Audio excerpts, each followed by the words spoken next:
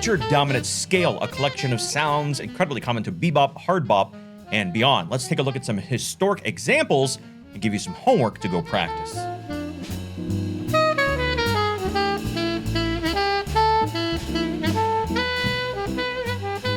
Hi, and welcome to the Saxophone Academy. I'm Dr. Wally Wallace, and if you're interested in saxophone masterclasses and product reviews, please do consider subscribing. We have snacks. Now, this week we're talking about the altered dominant scale. I'm using scale in quotation marks that we'll get to in just a second. But right out of the gate, let's listen to this scale and collection of sounds to get it in your ear and see what we're going to be studying.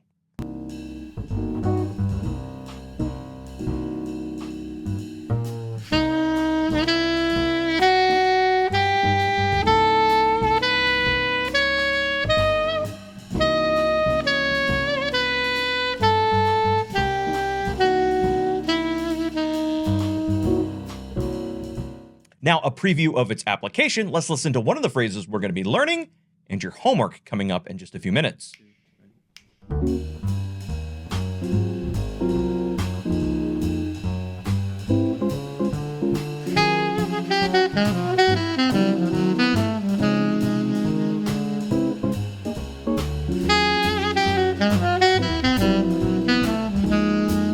All the exercises we're studying today, including the scale, scale and thirds, and our historic examples, are on the handout you can download free as a PDF, linked below. So let's jump right into learning this. Let's listen again to the scale and rewind, or scroll back if you never stepped foot in the 20th century. Scroll back and listen a few times and see if you can sing along to this altered dominant scale.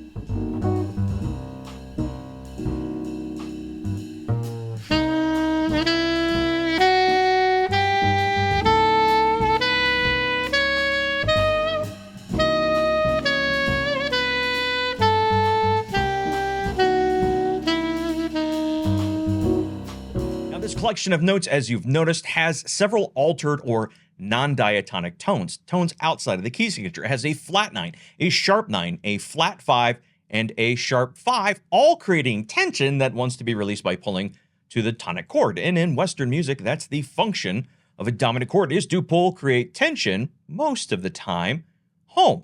Matter of fact, if you take a beginning theory class, when we study classical theory in college, one of the first things we learn is that the dominant chord, the third and seventh degree of those chords, want to pull home to the tonic and third of the root chord. The 5 wants to pull to 1 because those seventh and thirds, they're half step away. Think of, like, here's your chord tones, here's a dominant chord. It wants to pull back. And I asked my theory teacher, what about when the dominant goes to the 4 chord? And the professor said, well, it doesn't do that. And I said, what do you mean? He said, in common practice, the 5 doesn't go to 4. I said, well, Angus Young commonly goes from 5 to 4. He said, who? I said, Angus Young, AC/DC. He said, what? So I went to take his lunch money. But his wallet was empty. It just had some coupons for wet cat food. It was very sad. But the point still stands that the dominant chords, more often than not, lead home to the 1 chord. So in jazz, the altered sounds, the flat 9, sharp 9, flat 5, sharp 5, they just create more tension. But the function of the dominant chord is the same, creating some tension and release, which is the heart of Western music, Western European tradition, not like country Western music. Now let's hear this scale as a scale in thirds exercise, which is a good way to get some of these sounds in your ears and under your fingers, but you'll notice it sounds a little bit more exotic than jazz, and this is just an exercise to get these sounds in your ear. Listen and feel free to play along.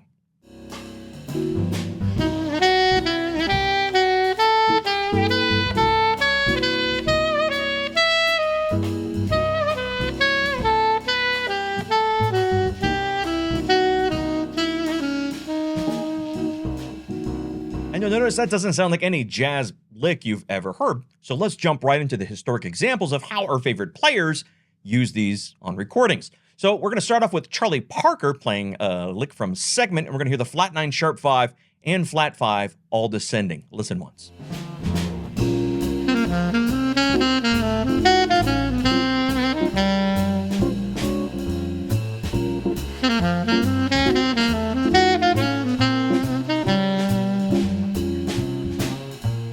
Now, listen one more time and scroll back if necessary. See if you can sing along. Vocalization is something I really want to introduce more into the Saxophone Academy. You don't have to be a great singer, but being able to approximate the pitches with your voice. So instead of calling it singing, let's just call it vocalization. See if you can kind of sing or hum back this Charlie Parker lick, listen again, and see if you can sing along.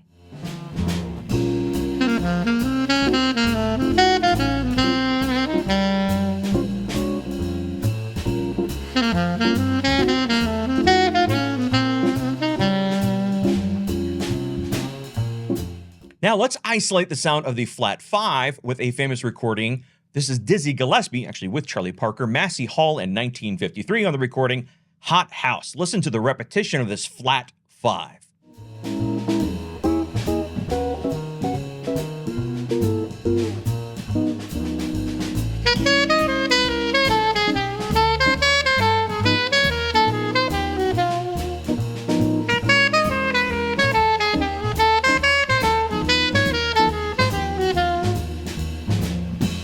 Now, that's a pretty exotic example you don't hear all that often, at least I don't in my record collection, but it's a great example of repetition and use of that flat 5. Now, let's go to an example probably more dear and near to your heart, the sound of a famous jazz standard that uses one of the most common sounds in jazz and that alteration of the dominance, the sound of the flat 9, and that is ubiquitous in 1940s and beyond jazz. It was so heavily used in bebop and beyond. It's just the sound of the dominant chord for a lot of our favorite players. So now let's listen to the melody of Night in Tunisia. And what I'm going to do is play the melody and lean into the sound of that flat 9, kind of overdo it, so you can hear the sound of that flat 9 resolving to the tonic of the 5 chord.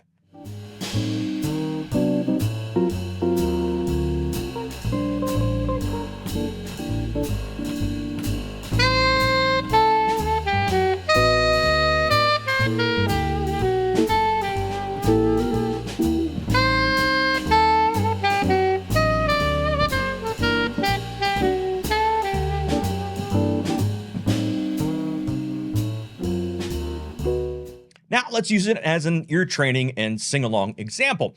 I'm going to, with my rhythm section, play that a couple of times and leave space in between. So we're going to start off with just the rhythm section playing the 2-5-1 to get the sound in your ear. I'll play it so you can hear it in context, then see if you can sing back and really pay attention to the sound of that flat 9 and how it wants to pull down a half step to the root of the 5 chord.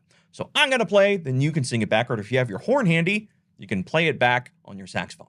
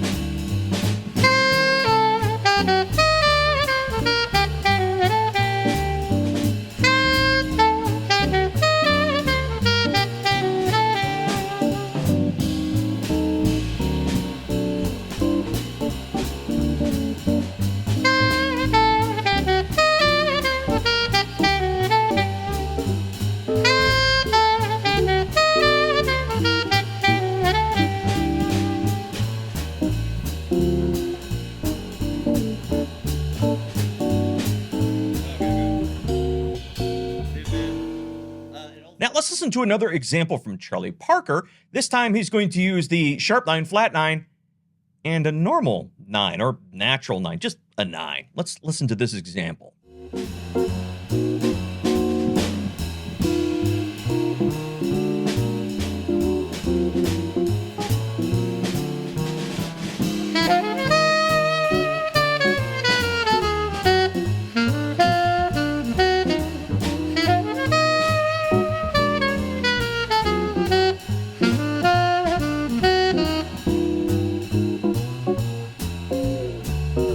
Now, riddle me this. Does that sound like the altered dominant scale to you, or does it sound like a chromatic descent, the chromatic scale, or does it just sound like bebop? And that's kind of why I use the term altered dominant scale in quotation marks. I really don't think of it as a scale. It's not a scale I teach as such. I prefer, and you're welcome to disagree, I think of it as a collection of notes, like a list of vocabulary words. If you have a list of vocabulary words, you wouldn't read them in order. It wouldn't make much sense. And if you scan your record collection, your favorite recording artists over the years, especially the roots of jazz, you don't really hear it as a scale. I think you will be very hard-pressed to find an example of the scale being played ascending or descending, unadulterated in its entirety. But we will hear the individual sounds in piecemeal collections throughout the history of jazz. And so that's why I think we should need to look at historic examples. Look at the phrases of the masters. Don't guess what sounds good. Don't learn these scales and then kind of noodle around hoping that sounds good. We don't have to guess. All the answers are on the records, which is why we have these great examples of phrases from the masters, our favorite players. Now, with that in mind, let's listen to an example that actually our guitar player, Ryan Moll, hipped me to. I was unfamiliar with this recording. 1959, Kenny Dorham playing It Might As Well Be Spring. I absolutely adore this phrase, so let's listen to it and see if you can sing along. Scroll back if you'd like to get this in your ears, because this is going to be your homework. So take a listen.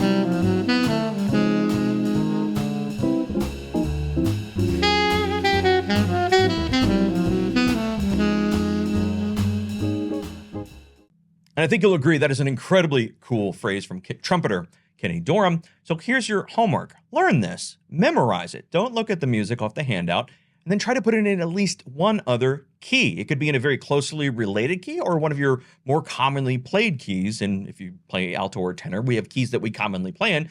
But try to take those sounds and learn it in one other key. It's time consuming, it's emotionally taxing, but it's really worth it building that ear to finger connection. I absolutely do not subscribe to the idea that we have to learn everything we do in all 12 keys. Yes, that would be nice, and if a frog had wings, he wouldn't bump his ass a-hoppin'. But let's come to reality in the 21st century and realize we can gain enormous benefit from learning a thing in just a couple of different keys. We don't have to learn everything in all 12 keys, but that's a discussion for another time. So do your homework, have fun with this language, and I will see you again very soon. Go practice.